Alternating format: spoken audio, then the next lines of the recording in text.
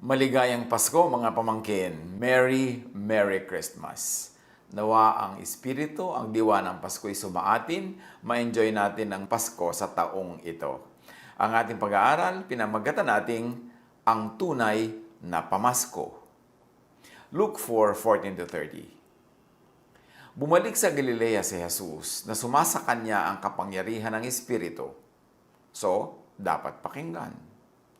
Napabalita sa mga karatig bayan ang tungkol sa kanya. Nagtuturo siya sa kanilang mga sinagoga at hinahangaan naman siya ng lahat. Ngayon ang tanong, ano ang katuruan? Umuwi si Jesus sa Nazareth, ang bayan na kung saan siya lumaki. Gaya ng kanyang nakaugalian, pumasok siya sa sinagoga ng araw ng pamamahinga. Tumayo siya upang bumasa at doon ibinigay sa kanya ang kasulatan ni Propeta Isaias. Binuksan niya ito sa dakong kinasusulatan ng ganito. Ang Espiritu ng Panginoon ay sumasa akin, sapagkat hinirang niya ako upang ipangaral sa mga mahihirap ang magandang balita. And of course, by mahihirap, we mean poor in spirit. Hindi naman kailangang poor in terms of money. Isinugo niya ako upang ipahayag sa mga bihag na sila'y lalaya at sa mga bulag na sila'y makakakita. Isinugo ako upang palayain ang mga inaapi at upang ipahayag na darating na ang panahon ng pagliligtas ng Panginoon. So ito ang kahulugan ng pagdating ni Jesus. Therefore, ito ang ibig sabihin ng kanyang mission. Therefore, ito ang ibig sabihin ng Pasko.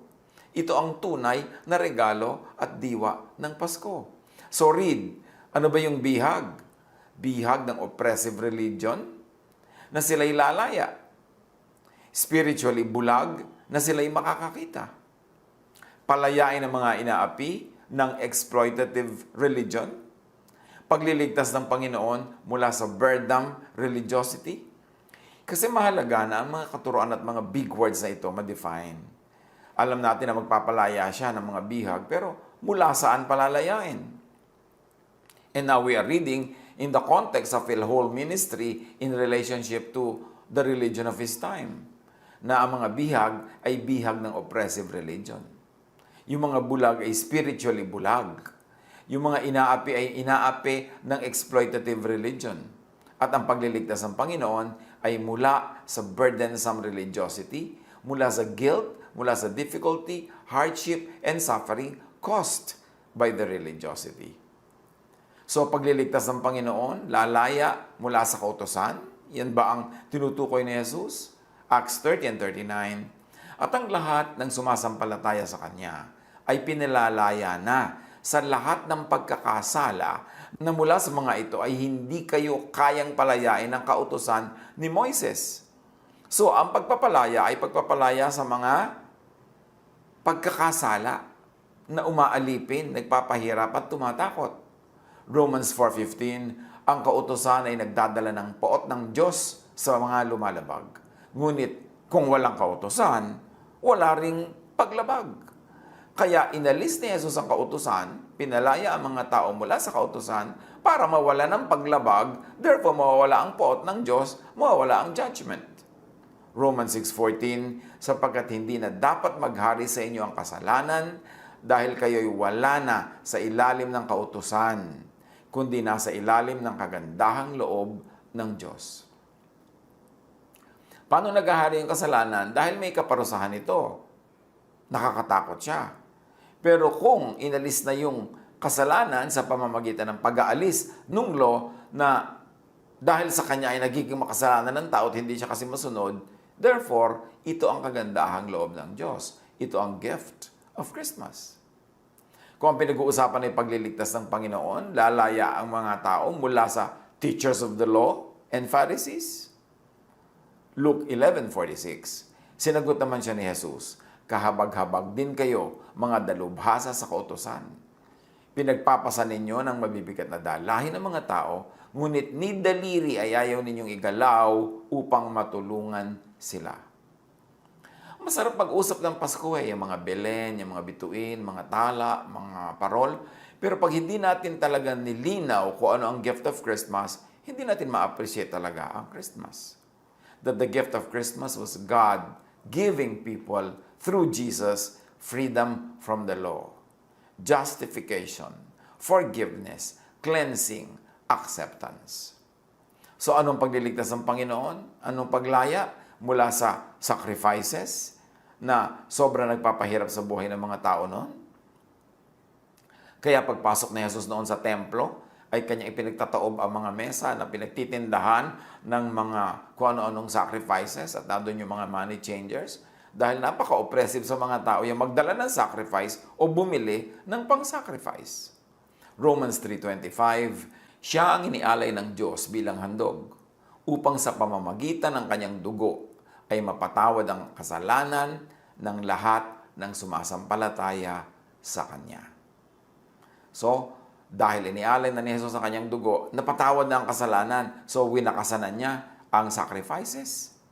Hebrews 7:27, hindi siya katulad ng ibang mga pinakapunong pari na kailangan pang mag-alay ng mga handog araw-araw.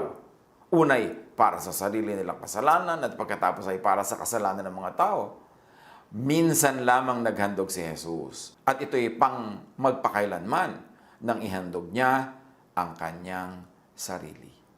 Once for all, Jesus perfected sacrifice. So, winakasanan niya ito. Pinalaya na niya ang mga tao to make sacrifices for the forgiveness of sins. Yan, regalo yan ng Pasko. Hebrews 9:28, gayon din naman, si Kristo'y minsan lamang inihandog upang pawiin ang mga kasalanan ng mga tao. Anong kahulugan ng Pasko? Pagliligtas ng Panginoon, ang mga tao ay lalaya mula sa temple. 1 Corinthians 3:16, hindi ba ninyo alam na kayo'y templo ng Diyos at naninirahan sa inyo ang kanyang Espiritu? So nilinaw dito na hindi na sa templong bato na pinaniniwalaan ng mga Hudyo nandun ng Diyos, kundi ngayon nasa puso ng mananampalataya. 2 Corinthians 6:16, we are the temple of the living God. So hindi mo na kailangan mag-pilgrimage patungo sa mga temple, dumayo sa mga temple, dahil ang puso na ng mananampalataya ang templo ng Diyos. That is a gift of Christmas. Pinalapit ang templo, pinalapit ang kingdom of God. Hebrews 9:9, this is an illustration for the present time, indicating that the gifts and sacrifices were being offered were not able to clear the conscience of the worshiper. So, baliwala naman pala yung ginagawa nila noon ng mga pag-offer. So, ano ang regalo ng Pasko? Ano ang pagliligtas ng Panginoon? Ang mga tao ay lalaya mula sa spiritual blindness and darkness. John 1:4, in Him was life, and that life was the light of all mankind. So, dumating si Jesus, dumating ang liwanag. Ibig sabihin, nasa dilim yung mga tao bago dumating si Jesus. John 12:46, ako'y naparito bilang ilaw ng sanlibutan upang ang manalig sa akin ay huwag manatili sa kadiliman. Ibig sabihin, nasa kadiliman sila at nung dumating si Jesus, pwede na silang huwag manatili sa kadilimang yon. Spiritual darkness. John 8:12, sinabi niya, ako ang ilaw ng sanlibutan. Ang sumusunod sa akin ay magkakaroon ng ilaw sa kanyang buhay at di na lalakad sa kadiliman. So sa kabila ng kanilang mga napakahirap na pagrerelihiyon, nasa kadiliman sila dahil bakit naman ipapadala si Jesus na liwanag kung nasa liwanag na yung mga tao? Di redundant lang. John 1:5, nagliliwanag sa kadiliman ng ilaw at hindi ito nagapi kailanman ng kadiliman. Tulad ng si Jesus ay hindi nagapi ng kadiliman, ng kamatayan, ng power ng temple, ng power ng mga religious leaders dahil siya binuhay ng Diyos na muli matapos siya ay pinatay ng mga religious leaders. Ano ang regalo ng Pasko? Ano ang pagliligtas ng Panginoon? Ang mga tao ay lalaya mula sa pang-aapi ng religious system. Kaya ang iniaalok ng Panginoong Jesus ay kapahingahan. Matthew 11:28, come to me, all of you who are weary and burdened, and I will give you rest. Rest from what? From too much religion, from oppressive religion, from tiring, vexing religion that does not give peace anyway. Lalo ka lang nagigilty habang lalo kang nagiging religyoso. Matthew 11:30, for my yoke is easy and my burden is light. Not the burden of religiosity, that the people of Jesus' time were accustomed to. Galatians 5:1, malaya na tayo dahil pinalaya tayo ni Kristo. Kaya magpakatatag kayo at huwag nang paalipin pang muli. Ang nakakapagtaka, marami mga Christian, sinasabi sila ay niligtas na ni Jesus, sila ay mananampalataya kay Jesus, sumusunod kay Jesus, pero nakagapos pa rin sa kautusan. Slave pa rin ang kautusan ng isip. Laging kautusan, sin, guilt, punishment, ang laman ng utak, itinuturo at pinaiiral. Paano ka magkakaroon ng peace kung ganon? Dapat nating maintindihan ang tunay na regalo ng Pasko. Ito'y kalayaan mula sa kasalanan, kalayaan mula sa oppression ng law, kalayaan mula sa napakahirap na religiosity na kailangang daanan kung susunod ka at dadaan ka sa law. Luke 4:20-21, sa pagpapatuloy ng unang kwento na si Jesus ay nagbasa sa harap ng kongregasyon. Inirolyo niya ang kasulatan at matapos isauli sa tagapag-ingat, siya ay naupo. Nakatitig sa kanya ang lahat ng nasa sinagoga at sinabi niya sa kanila, ang kasulatang ito na inyong narinig ay natupad ngayon. He was reading prophecy and he said, now, this is happening. Natutupad na. Kakaiba yon sa lahat ng nagbasa. Kasi yung mga nagbabasa ng prophecy, irorolyo ang papel, itatago na uli, pero hindi nila sinasabing yung binasa ko ay nangyayari na. Sabi ni Jesus, nangyayari na ngayon ang binasa ko. In other words, ililigtas ng Panginoon, palalayain ni Jesus ang mga tao mula sa kautusan. Teachers of the law and Pharisees, sacrifices, temple, spiritual blindness and darkness, pang-aapi ng religious system. A very revolutionary teaching. Kasi sinasamba-samba nila yung lahat ng inungkat natin. Napakabanal sa kanila at dakila. Tapos ngayon, doon pala sila palalayain ni Jesus mula doon. Paano ka papalayain sa tanikala kung hindi ito lalagutin? Paano ka palalayain sa templo kung hindi ito uguguho? Paano ka palalayain sa sacrifices kung hindi gagawa si Jesus ng one final sacrifice for all? Luke 4:22-26, sa pagpapatuloy ng pagbabasa natin sa kwento ng pagbabasa ni Jesus nitong kasulatan. Pinuri siya ng lahat at humanga sila sa kanyang napakahusay na pananalita. Hindi ba ito ang anak ni Jose? Tanong nila. Kaya't sinabi ni Jesus, tiyak na sasabihin niyo sa akin ang kasabihang ito, Doktor, gamutin mo muna ang iyong sarili. Marahil sasabihin pa ninyo, gawin mo rin dito sa inyong sariling bayan ang mga nabalitaan namin ginagawa mo sa Capernaum. Tandaan ninyo, walang propetang kinikilala sa kanyang sariling bayan. And here, Nazareth in particular, Israel in general. Sinasabi ni Jesus, I don't expect you na kilalanin ninyo ako. Ngunit, sinasabi ko sa inyo, maraming byuda sa Israel nung panahon ni Elias nang hindi umulan sa loob ng 3.5 taon at nagkaroon ng taggutom sa buong lupain. Yes, maraming byuda na Israelite. Subalit hindi pinapunta si Elias sa kanino man sa kanila, kundi sa isang byuda sa Sarepta, sa lupain ng Sidon. In other words, napakaraming nagugutom na byuda noon, pero hindi pinapuntahan ng Diyos ang mga byuda ng Israel, kundi isang byuda sa Sidon, isang Gentile, isang non-Israelite. Luke 4:27, dinagdagan pa ni Jesus. Sa dinami-rami ng mga may ketong sa Israel nung panahon ni Eliseo, wala ni isang mang pinagaling at nilinis, maliban kay Naaman na isang taga-Syria, in other words, also Gentile. Luke 4:28, nagalit ang lahat ng nasa sinagoga nang marinig ito. Bakit sila nagalit? Kasi sinabi ni Jesus, akala nyo favored kayo mga Israelites, pero walang finavor ng Diyos noong mga panahon na binanggit ko, kundi puro Gentiles. In other words, si Jesus ay nagpapalaya to set people free also from religious oppression. Jesus challenged their chains and prisons. Meaning Jesus challenged their mindset, beliefs, dogma, tradition. And among that Israel was God's favored nation, that the Jews were God's favored race, and in extension, that Israel's religious system was approved of and favored by God. All of that were disproved by Jesus sa naganap na kwento, tinunghayan at binasa natin. Kaya nagalit ang mga tao sa Kanya. Kanina pinupuri siya, ngayon galit na. Luke 4:28-30, nagsitayo sila at itinaboy siyang palabas papunta sa gilid ng bundok na kinatatayuan ng bayan upang ihulog siya sa bangin. Read my lips, patayin. Ngunit dumaan siya sa kalagitnaan nila at umalis. John 1:11, about Jesus, He came to that which was His own, but His own did not receive Him.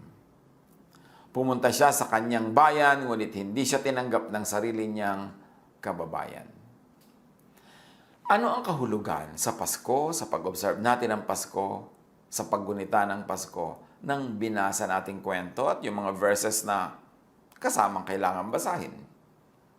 Na ang tunay na gift of Christmas ay ang pagliligtas ng Panginoon, pagpapalaya ni Jesus mula sa kautusan, sa teachers of the law and Pharisees, kalayaan mula sa sacrifices and temple, kalayaan mula sa spiritual blindness and darkness, kalayaan mula sa pang-aapi at pagpapahirap ng religious system, at kalayaan mula sa mga modern-day versions and counterparts ng mga ito na buhay pa ngayon sa maraming lugar. Nung si Jesus ay umakyat sa Ama, napakadaling nag-backslide ang church into Mosesness, into Pharisiness, into mixing love, grace, and the law and judgment, into mixing the old and the new. Samantalang sabi ni Jesus, hindi pwedeng ilagay ang bagong alak sa lumang sisidlan. Sasabog ang sisidlan, masasayang ang alak. Hindi pwedeng ituro ang bagong katuroan ni Jesus in the framework of the old faith, which is governed by the law. Iniligtas ni Jesus ang mga tao sa kautusan by fulfilling all the demands of the law. Ito ang pamasko. Taking the place of the people rendered guilty by the law, paying the price required by the law. Yan ang pamasko ni Jesus. Romans 6:14, for sin shall no longer be your master, because you are not under the law, but under grace. Yan ang Pasko. Yan ang pamasko ng Pasko. That we are no longer under the law, but under grace. And yet, bakit lagi pa rin natin inuusig ang isa't isa by the law? Bakit guilty, takot na takot pa rin tayo? Because of the law. We are already rendered free from the law. Romans 8:2, because through Christ Jesus, the law of the Spirit who gives life has set you free from the law of sin and death. Romans 10:4, Christ is the culmination of the law, so that there may be righteousness for everyone who believes. So, siya na daw ang wakas ng law, si Jesus. Kinumpleto na niya lahat ng requirements ng law at ito isinara na, tinapos na. At kung nananalig ka kay Jesus, daig mo pa ang sumunod sa lahat ng law na yon, kahit in actual life, in practical life, ay hindi mo sila nasusunod. Kasi talaga namang walang makakasunod niyan. By the law, nobody will be made righteous. But we are made righteous by faith in Jesus. Pero naniniwala ka na kay Jesus, righteous ka na by faith, tapos uusigin mo pa rin yung sarili at iba pagka nagkukulang sila sa pagsunod sa batas ni Moses. Paano yun? Ba't pinaghahalo si Jesus at si Moses? Iniligtas ni Jesus ang mga tao sa kautusan by destroying the law. Ephesians 2:14-15, Christ gave His own body to destroy the law of Moses with all its rules and commands. Ito ang pamasko. Hindi naman nangyari nung ipinanganak siya agad, pero ito ang ending ng ginawa ni Jesus. Winasak, sinira, pinawalang bisa ang law para hindi na tayo ma-oppress, hindi na tayo ma-condemn, at hindi na tayo paparusahan by the standards of the law. Pinawalang bisa niya ang kautusan, kasama mga utos at mga alituntunin nito. Iniligtas ni Jesus ang mga tao sa kautusan by disempowering the law and therefore disempowering death. Nawala ng saysay ang kamatayan. Kasi pag namatay ka, hindi ka naman pupunta sa kaparusahan dahil iniligtas ka na ni Jesus mula sa kaparusahan dahil tinanggap na niya sa kanyang katawan yung kaparusahan. At sinira na niya yung law, pinawalang bisa na niya. So ano pang iuusig sa iyo para mahusgahan ka ng spiritual death? The sting of death is sin, and the power of sin is the law. But thanks be to God, He gives us the victory through our Lord Jesus Christ. Ano ang Pasko? Iniligtas ni Jesus ang mga tao sa teachers of the law and Pharisees by discrediting them. Pagkatapos ngayon, inside the Christian church, hindi lang diretsahan, pero ang ibinabantog pa rin, itinatanyag at sinusunod, teachers of the law and Pharisees, di parang walang Pasko. Matthew 5:20, for I tell you that unless your righteousness surpasses that of the Pharisees and the teachers of the law, you will certainly not enter the kingdom of heaven.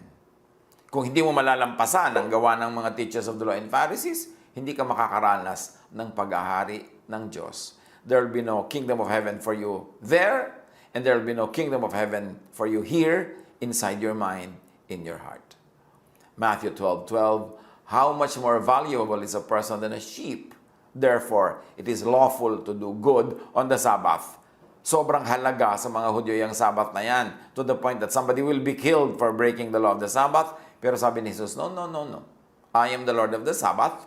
At sinasabi ko sa inyo, pag may magandang gawin yun, kahit Sabbath. Matthew 23:2-3. The teachers of the law and the Pharisees sit in Moses' seat. So you must be careful to do everything they tell you. Could this be sarcasm? And in the context of what Jesus has been saying all along, it is very, very safe to say that this is sarcasm.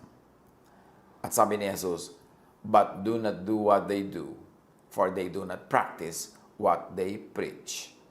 So kung talagang realistic at literal na sinasabi niya, you must be careful to do everything they tell you, bakit bigla niya sinabing, but do not do what they do, for they do not practice what they preach. The gift of Christmas, pinalaya ang mga tao from the teachers of the law of Moses and the Pharisees. Iniligtas din ni Jesus ang mga tao sa teachers of the law and the Pharisees by replacing them, meaning the teachers of the law and Pharisees, with Himself. Hebrews 2:17, for this reason, He had to be made like them, fully human in every way, in order that He might become a merciful and faithful high priest in service to God, and that He might make atonement for the sins of the people. Pinalaya ni Jesus ang mga tao from the high priest by being the high priest Himself. Not implementing laws, but love. Hebrews 4:14, kaya nga, magpakatatag kayo sa ating pananampalataya. Dahil mayroon na tayong dakilang pinakapunong pari na pumasok na sa kalangitan, doon mismo sa harap ng Diyos. Siya ay walang iba, kundi si Jesus na anak ng Diyos. Kasi yung high priest ng Israel, pumapasok lang yun doon sa kabila ng kortina sa Holy of Holies, sa loob ng building, sa loob ng temple. Pero sabi, itong si Jesus, as high priest, hindi niya sa building pumasok, sa langit mismo, sa presensya mismo ng Diyos, hindi sa presensya ng sagisag ng Diyos. Iniligtas ni Jesus ang mga tao mula sa sacrifices by making Himself the ultimate sacrifice in place of all the people. Yan ang diwa, regalo ng Pasko. That we are no longer required and we don't have to do needless sacrifices para lang maging katanggap-tanggap sa Diyos. Romans 3:25, siya ang inialay ng Diyos bilang handog upang sa pamamagitan ng kanyang dugo ay mapatawad ang kasalanan ng lahat ng sumasampalataya sa Kanya. Kung sumasampalataya ka kay Jesus, napatawad na ang lahat ng kasalanan mo sa pamamagitan ng dugo ni Jesus. Ephesians 5:2, Christ loved us and gave Himself up for us as a fragrant offering and sacrifice to God. Ang diwa at regalo ng Pasko, iniligtas ni Jesus sa mga tao mula sa sacrifices by abolishing it. Hebrews 7:27, Unlike the other high priests, he does not need to offer sacrifices day after day.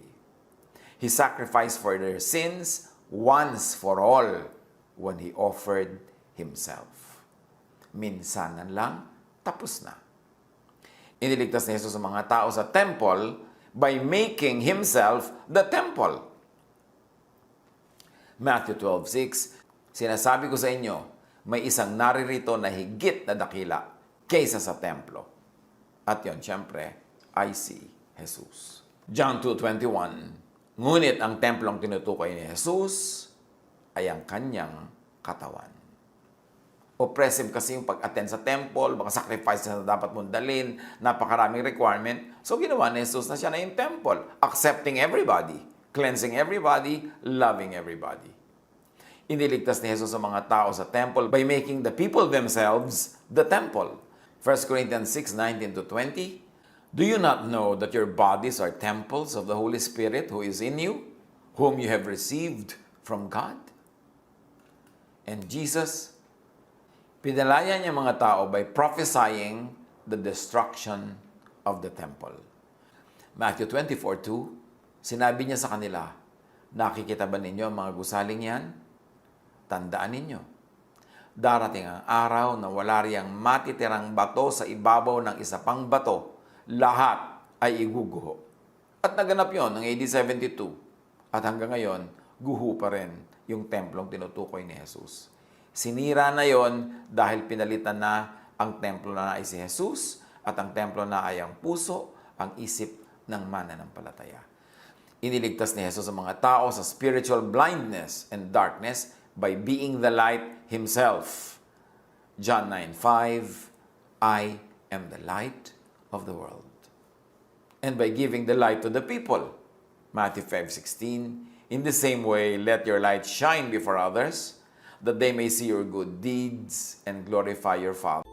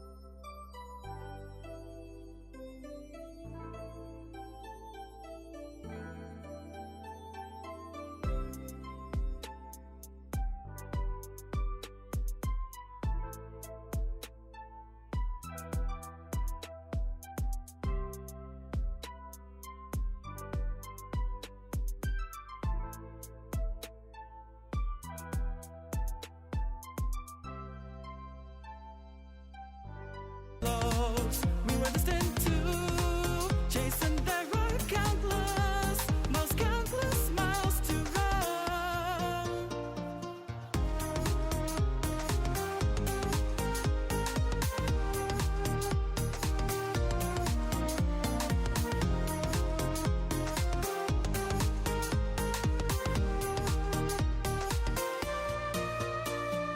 I can sense it approaching, following you like rivers.